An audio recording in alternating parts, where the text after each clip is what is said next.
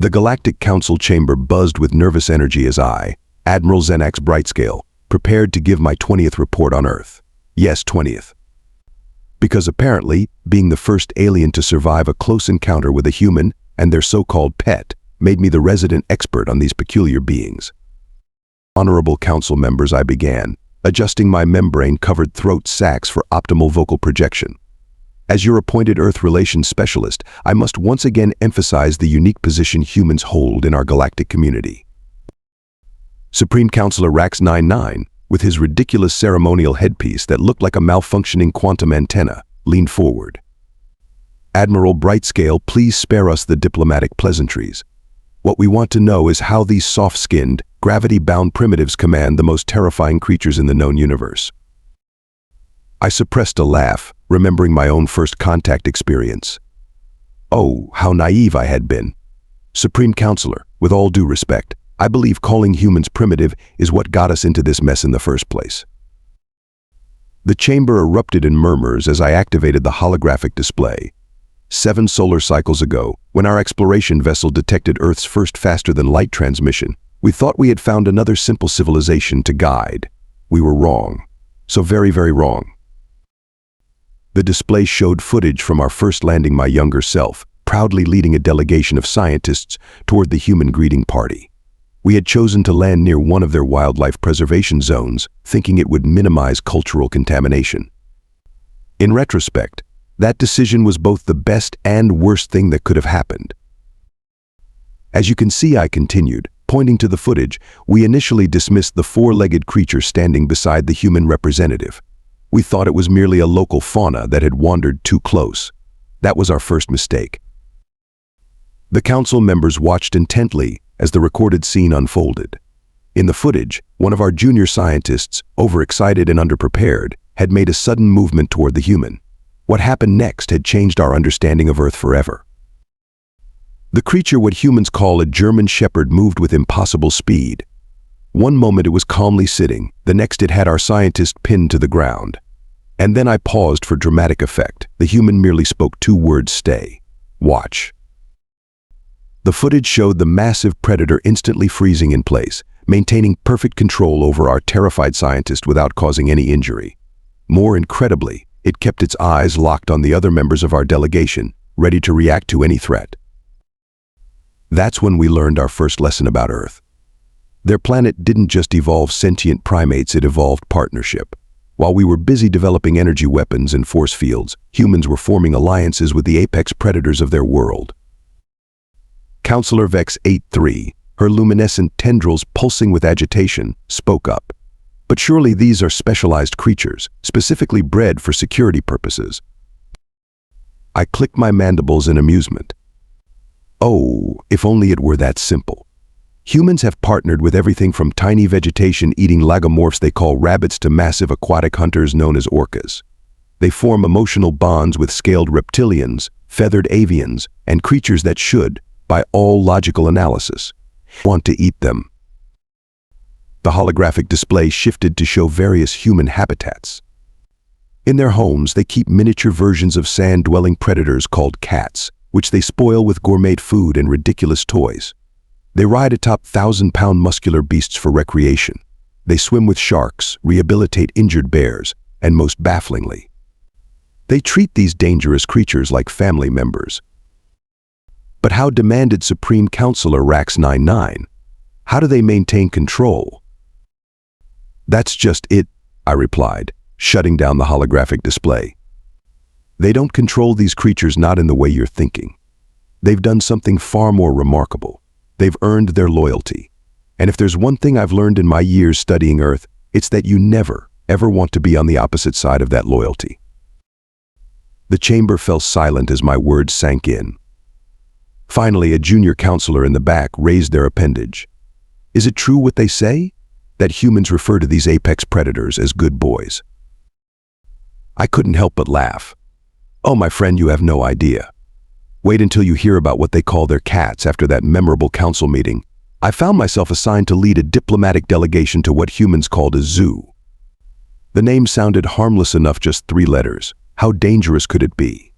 I would soon learn that on Earth, size is never an accurate measure of danger. Our host was director Thalia Summers, a human female whose bright smile and gentle demeanor completely contradicted my understanding of someone who managed deadly creatures for a living. She greeted us at the facility's entrance, wearing what she called a uniform, but what our scanners identified as alarmingly minimal protection gear. "Welcome to San Diego Wildlife Sanctuary," she announced, her voice carrying that peculiar human warmth that still makes my scales tingle. "Today we will show you how we work with our animal residents. Please remember no sudden movements, no unauthorized feeding, and absolutely no telepathic communication attempts. The elephants find it annoying." My second-in-command, Lieutenant Kix, leaned close to my auditory receptor. "Sir, our research indicates that Earth elephants are not telepathic." Exactly, Director Summers responded with a wink, somehow hearing the whispered comment. "They just pretend they can't hear you, then complain about it during their mud baths." As we moved through the facility, I noticed something odd about the enclosures. They weren't the high-security prisons we expected, but rather carefully crafted habitats. Some barely had visible barriers at all. "Director Summers," I ventured, trying to keep my voice steady as we passed an enclosure containing something called a lion. "Aren't you concerned about these creatures escaping?" She laughed. "Humans do that a lot, I've noticed." "Escape? Oh no, Admiral. Most of them could leave if they wanted to. The barriers are mostly to keep visitors from doing anything silly, like trying to take selfies with the tigers." My entire delegation froze. Lieutenant Quix's color-changing skin shifted to what I can only describe as panic purple. But they're predators," he squeaked. "Of course they are," Director Summers agreed cheerfully. "Some of the most efficient hunting machines on Earth. Would you like to meet one up close?" Before we could politely decline or less politely flee, she led us to a special area marked staff only. Inside, we found a human male sitting on the ground, calmly reading something on a data pad. Next to him lay a full-grown tiger, its massive head resting in his lap. "This is Jake, one of our senior keepers," Director Summers introduced us. "And this lazy girl is Princess. She's been with us since she was a cub." The massive predator opened one eye at the sound of her name, assessed our group with casual indifference, then went back to what appeared to be a nap. "Would anyone like to touch her fur?" Jake offered. "She's just had her breakfast, so she's in a great mood." I think Lieutenant Quix might have fainted if his autonomous nervous system hadn't locked his joints in place. What happened next would become legendary in diplomatic circles. Junior diplomat Zara, the youngest member of our delegation, stepped forward. Later, she would claim it was out of scientific curiosity. I personally believe it was because no one had told her it was impossible. Under Jake's careful guidance, she placed her hand on the tiger's fur. The creature responded by making a rumbling sound that set off every danger sensor in our protective suits. "She's purring," Jake announced proudly. "She likes you." "Fascinating," Zara whispered, her hand still on the tiger's fur. Our data suggested Earth predators were mindless killing machines, but this one, she's displaying complex social behaviors. "Oh, that's nothing," Director Summers said with another of those mysterious human smiles. "Wait until you meet our gorilla who knows sign language. He's been asking to learn Galactic Standard, but we're a bit worried he'll start arguing with the Council about banana import tariffs." As if this revelation wasn't shocking enough, our next stop was the Marine Life Center. There, we watched in horror and amazement as humans willingly entered the water with massive aquatic predators called orcas. "But how do you maintain dominance over such creatures?" Lieutenant Quix asked, having finally found his voice again. The director's expression turned serious for the first time. "We don't. That's not what this is about. We work with them, not over them. Every animal here is a partner in their own care and training. They choose to interact with us." "Choose," I echoed, struggling to understand. "But they're not sentient according to galactic classification standards." "Aren't they?" she challenged. "They feel emotions, form bonds, make decisions. They remember kindness and hold grudges. They play, they mourn, they celebrate. Maybe it's time to reconsider those classification standards." As if to emphasize her point, a nearby parrot suddenly squawked, "The galactic classification system is outdated garbage." "Nicholas," Director Summers scolded the bird. "We talked about this. Political debates are for after hours only. The parrot ruffled its feathers and muttered something that sounded suspiciously like whatever, boomer. By the end of our visit, my official report contained only one line: the humans haven't tamed Earth's creatures. They've befriended them. And I'm not sure which is more terrifying. Looking back now, I realize that day at the zoo taught us something crucial about humans. They don't see themselves as masters of their world, but as part of it. And somehow, that makes them more formidable than any species that seeks to dominate through force alone. Though I still wish someone had warned me about the meerkats. Those little ones are definitely plotting something. My next assignment brought me to a classified location in what humans called Montana. After the zoo incident, the council wanted to understand how humans applied their animal partnerships in military settings. I expected something similar to the zoo, perhaps slightly more organized, but essentially the same principle. I was wrong. Again. Humans have a way of making that happen. Commander Ashley Blackwood met us at the gates of the Joint Species Combat Training Facility. She stood ramrod straight in her crisp uniform, with a wolf sitting alertly by her side. Not a dog, a wolf. Because apparently regular apex predators weren't challenging enough for human military forces. Admiral Brightscale, she greeted me with a firm handshake. "Welcome to what we affectionately call the Beast Brigade. I understand you're here to observe our training procedures." "Yes," I replied, trying not to stare at the wolf. "The Council is particularly interested in your unique combat units." "Ghost, say hello to our guests," Commander Blackwood said to the wolf. The massive predator stood up, walked forward with surprising grace, and offered its paw to shake. My security detail collectively took 3 steps backward. "He's not going to bite," Commander Blackwood assured us, amusement dancing in her eyes. "Unless I tell him to, of course." That didn't help my security detail's nerves one bit. As we toured the facility, I witnessed training exercises that would redefine my understanding of warfare. In one area, human soldiers practiced underwater infiltration alongside bottlenose dolphins equipped with sophisticated scanning gear. The dolphins weren't just transport or tools, they were actively communicating with their human partners, making tactical decisions, and occasionally showing off with unnecessary but impressive acrobatics. "Did that dolphin just do a backflip?" Lieutenant Quicks asked incredulously. "That's Brandon," Commander Blackwood explained. "He's a bit of a drama queen. Excellent at detecting underwater mines, though." In another section, birds of prey conducted aerial reconnaissance. Eagles, falcons, and owls worked in coordinated patterns with human drone operators, creating surveillance networks that could adapt to almost any countermeasure. "The birds actually outperform our best drones in certain conditions," Commander Blackwood noted. "They can make split-second decisions, adapt to unexpected situations, and they never need software updates," though convincing the eagles not to attack the drones was a bit of a challenge at first. But the most impressive demonstration came in the form of what humans called their K9 units. We watched as human and canine pairs ran complex combat scenarios. The dogs moved like living shadows, following hand signals and whispered commands, disabling threats with precision that would make our best combat robots jealous. "The key is the bond," Commander Blackwood explained as we watched a Belgian Malinois scale a vertical wall to reach its handler. "These aren't just trained animals following orders. They're partners who trust each other completely." "But how do you maintain tactical control in high-stress situations?" I asked. Commander Blackwood smiled. "Let me show you." She led us to a training ground where a complex hostage scenario was set up. Multiple targets, civilians, and environmental hazards made it look like a nightmare to navigate.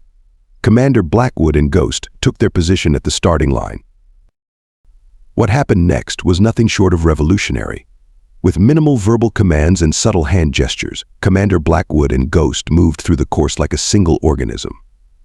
The wolf detected hidden threats, made split-second decisions, and protected potential civilians, while Commander Blackwood handled the strategic elements. They completed the course in record time, with Ghost even managing to retrieve a dropped weapon and return it to Commander Blackwood in the middle of the exercise. "That's incredible," I admitted. But surely this level of cooperation only works with specially bred military animals. Commander Blackwood shook her head.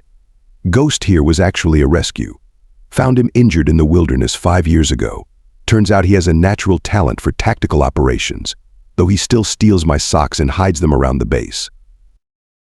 Ghost wagged his tail at this, looking far too pleased with himself. But wait, Lieutenant Quicks interjected. What about combat effectiveness against advanced weapons? Funny you should ask, Commander Blackwood replied. We recently ran joint exercises with the Centaurian Cyber Corps.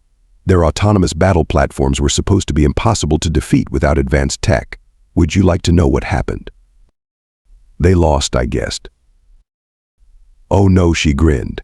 They didn't just lose. Their multi-million credit autonomous battle platforms got outsmarted by a squirrel. A squirrel? Yep. Little guy wasn't even part of our program.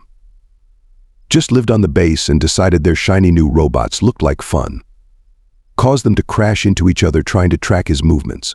We offered him a commission after that, but he turned it down. Said he was holding out for hazelnuts.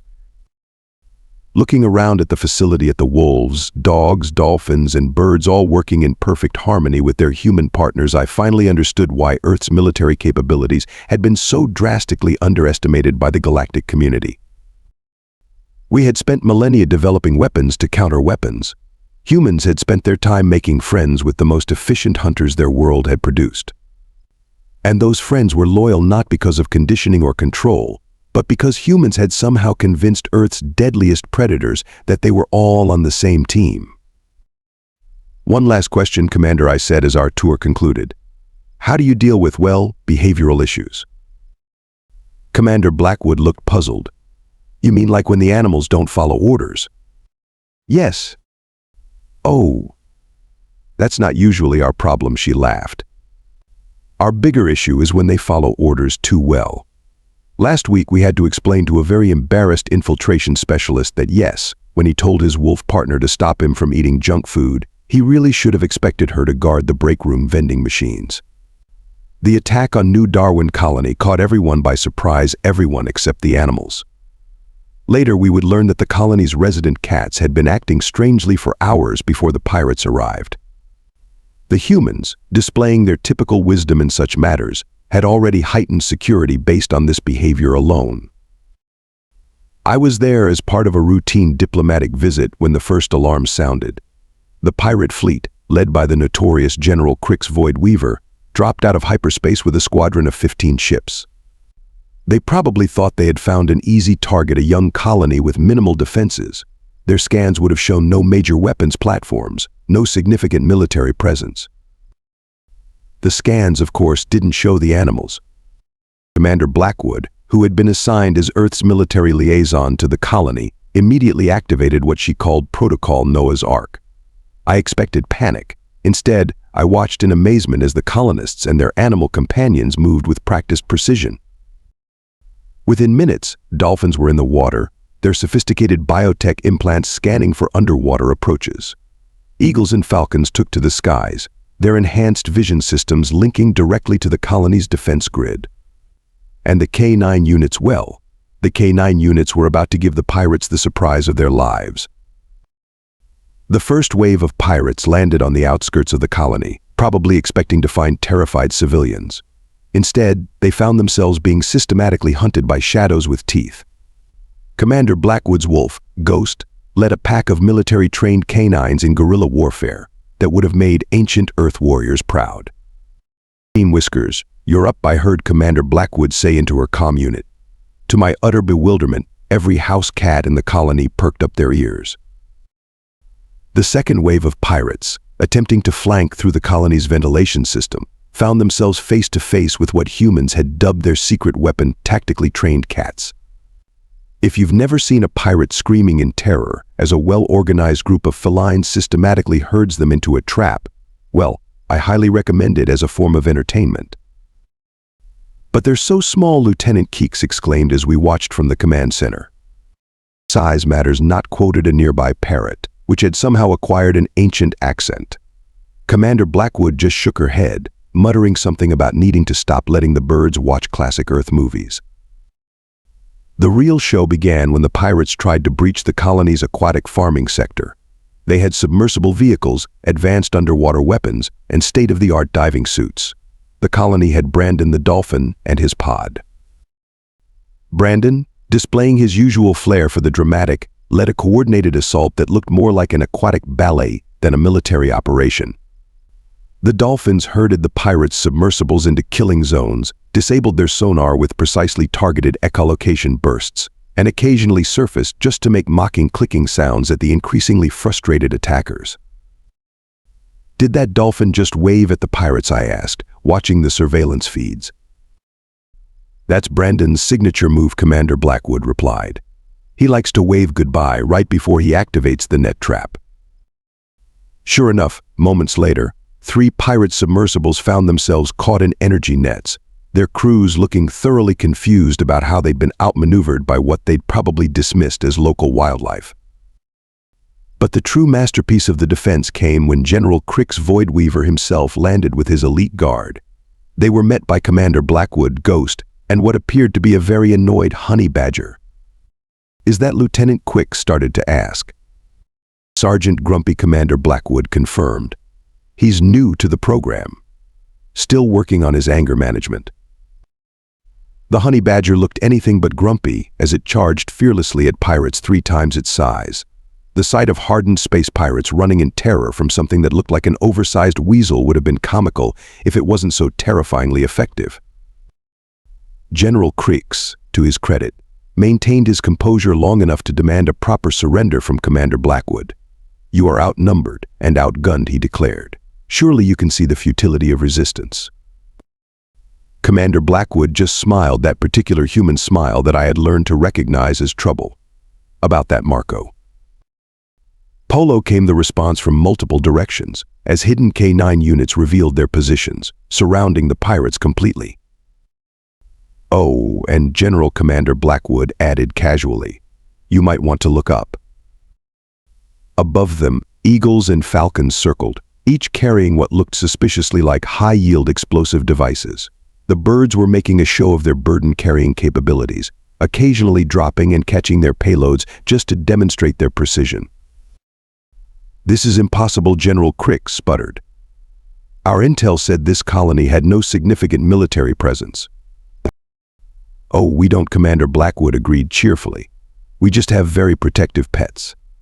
Speaking of which, General, I should warn you, you're standing in Mr. Whisker's favorite napping spot, and he gets quite grumpy about that." The feared pirate leader looked down just in time to see a rather large orange tabby cat giving him what humans called the death stare. I'm still not sure what happened next, but somehow the cat managed to not only disarm the general but also shred his supposedly impenetrable armor into what looked like art project materials. The battle ended shortly after that.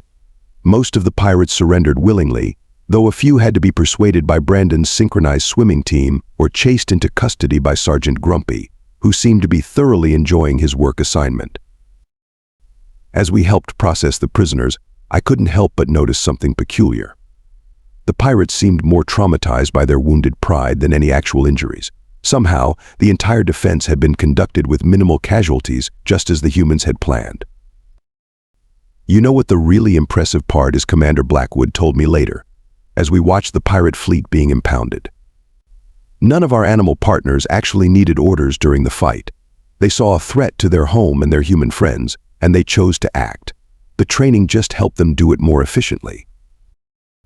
And with more style added Brandon's trainer, as the Dolphin performed yet another victory backflip in the background. The incident would go down in galactic history as the Battle of New Darwin, though human children would later know it better as the day the pets said no. It became required studying at military academies across the galaxy, though most students found it hard to believe until they saw the footage. As for General Crick's Voidweaver, last I heard he had retired from piracy and opened a cat cafe. Apparently, Mr. Whiskers had made quite an impression. After the Battle of New Darwin, the Galactic Council demanded answers. Not just about the military applications, but about the fundamental nature of human-animal relationships. I found myself once again standing before them, but this time I brought backup. Director Summers from the Wildlife Sanctuary, Commander Blackwood with Ghost, And surprisingly, Brandon the Dolphin attending via holographic projection. He insisted on being included, though I suspect it was mostly so he could show off his new tricks to a bigger audience. Honorable Council, I began. We have been asking the wrong questions. We kept trying to understand how humans control Earth's creatures. The truth is both simpler and more profound they don't. Supreme Counselor Rax-99 frowned. But we have seen them in battle. We have witnessed their coordinated actions. What you witnessed, Director Summers stepped forward, was friendship. The council chamber erupted in confused murmurs. Brandon took this opportunity to do a holographic backflip, because of course he did. You see, Commander Blackwood explained, scratching Ghost behind his ears, humans didn't rise to dominance on Earth through force. We survived because we learned to cooperate, not just with each other, but with every species willing to give us a chance. The holographic display activated, showing scenes from Earth's history. Ancient cave paintings of humans hunting alongside wolves. Egyptian hieroglyphs depicting cats as sacred guardians. Stone Age artwork showing horses and humans moving as one. Every major advancement in human civilization, Director Summers continued, came hand in paw, or fin, or wing, with our animal partners. We didn't domesticate them, we grew up together. They shaped us as much as we shaped them. But the military applications a council member started are just an extension of that partnership, Commander Blackwood finished. When we train with our animal partners, we are not programming them like robots. We are teaching them, and more importantly, learning from them. Ghost chose this moment to demonstrate by gently taking Commander Blackwood's sleeve in his teeth and pulling her away from the council platform. Seconds later, Brandon's hologram flickered as he reported unusual energy readings from that exact spot. The platform's power coupling was about to overload, Commander Blackwood explained to the stunned council. Ghost sensed it before any of our instruments did. That's what we mean by partnership. You trust their instincts over technology, asked Rax-99. We trust them as family, Director Summers replied. And they trust us the same way. That's the real secret you've been trying to understand. I stepped forward again. Council members, Earth's animals are not tools or weapons. They are teachers, friends, and family members. Humans have ceremonies to name them, celebrate their births, mourn their deaths, and honor their memory.